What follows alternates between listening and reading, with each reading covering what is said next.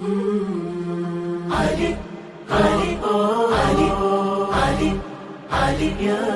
مصائب واضح نہیں ہوئے ابھی تک، مولا کے میں نے مصائب نہیں پیش کیا آپ کے سامنے۔ 19ویں کا دن گزر چکا ہے، جانتے ہیں کوفے میں کیا کیفیت تھی؟ مولا کے سر پہ ایک بیٹی نے پٹی باندھی ہوئی تھی، سارے بچے چاروں طرف کھڑے تھے۔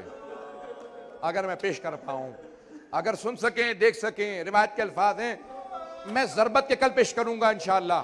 آج مولا کے سارے بچے چاروں طرف کھڑے ہیں، اگر دیکھ سکیں میری طرف، میں ہاتھ جوڑ کے پیش کر رہا ہوں۔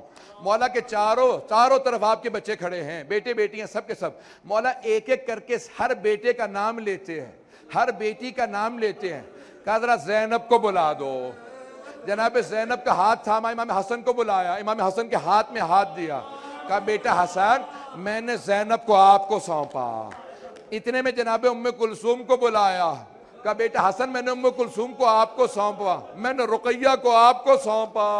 ایک ایک کر کے ہر بیٹے ہر بیٹی کا ہاتھ امام حسن کے ہاتھ میں دیا، کہا میرے بعد حسن کو اپنا باپ ماننا، یہ میرے بعد حجت خدا ہے۔ اتنے میں اچانک ایک بی بی کے ساتھ والے حجرے سے رونے کی آواز آنے لگی۔ مولا نے فوراً پلٹ کے پوچھا زینب یہ کون بی بی ہے جو میری زندگی میں ایسے رو رہی ہے؟ کہا بابا یہ ماں ام البنین ہے۔ کہا ام البنین کو بلاؤ۔ کہا ام البنین کیا بات ہے؟ کہا مولا آپ نے ہر بیٹے ہر بیٹی کا ہاتھ حسن مجتبیٰ کے ہاتھ میں دیا، لیکن میرے عباس کا ہاتھ حسن مجتبیٰ کے ہاتھ میں نہیں دیا۔ میں نے جب عباس کی آنکھوں میں آنسو دیکھے، مجھ سے برداشت نہیں ہوا، میں کمرے سے چلی گئی۔ جب میں نے عباس کی آنکھوں میں آنسو دیکھے، مولا نے کہا ذرا عباس کو بلا۔ جناب عباس آئے، آنکھیں زخمی ہو چکی تھی جناب عباس کی، رو رو کے کہا عباس کیا بات ہے؟ کہ نہیں بابا آپ کی شہادت کا برداشت نہیں کر پا رہا۔ مولا نے سینے سے لگایا۔ راوی کہتے ہیں کہ ذرا میرے بیٹے حسین کو بلاؤ۔ جناب عباس کا ہاتھ امام حسین کے ہاتھ میں نہیں دیا، امام حسین کا ہاتھ حضرت عباس کے ہاتھ میں دیا، کہ عباس حسین کو تنہا نہ چھوڑنا۔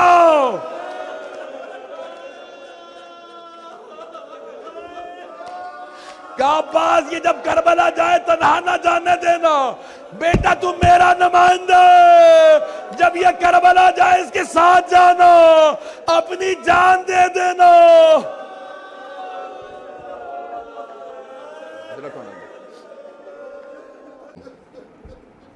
میرے ساتھ ذرا کچھ دیر کے لیے چلیں گے۔ جب جناب امام حسن مجتبیٰ نے طبیب کو بلایا نا، آج بہت سے لوگ کہتے ہیں کہ مولا سے بڑا کوئی طبیب نہیں تھا تو مولا نے طبیب کو کیوں بلایا؟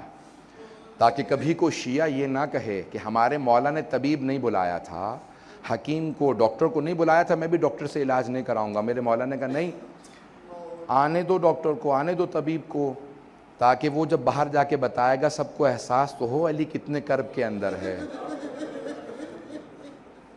میں پیش کروں گا ضربت کے، میرے ساتھ رہیے گا، لیکن سن لیجئے اس سے پہلے کہ میں پیش کروں مولا کی اپنی بیٹیوں سے وداعی کو۔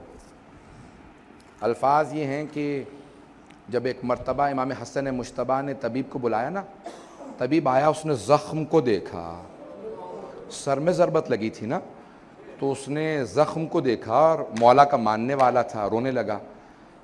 امام حسن مجتبیٰ سے کہا آقا اس نے اس میں اتنا زہر ڈالا تھا کہ اگر پورے کوفے والوں کو دے دیا جاتا تو سب مر جاتے۔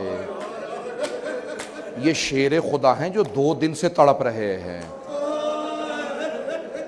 یہ شیر خدا ہیں جو 2 دن سے اس کرب کے اندر ہیں۔ تو اس میں ضربت لگی، اس نے کہا کہ کیا کیا جائے؟ کہا میرا علاج یہ ہے کہ اگر ان کو جتنا ہو سکے دودھ پلایا جائے، شہادت تو ہوگی لیکن صرف اور صرف دودھ پلانے سے تاخیر ہو سکتی ہے۔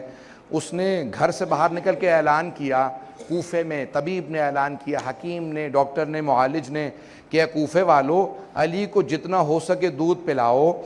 مولا اتنی ہی دیر تک، روایت کے الفاظ یہ ہیں کہ امام حسن مجتبیٰ جب دروازے پہ گئے، میری طرف دیکھیے گا، میں ہاتھ جوڑ کے کہہ رہا ہوں، میری طرف دیکھیے گا، جب دروازے پہ گئے تو دیکھا چھوٹے چھوٹے بچے ہاتھوں میں کوزے لیے کھڑے ہیں۔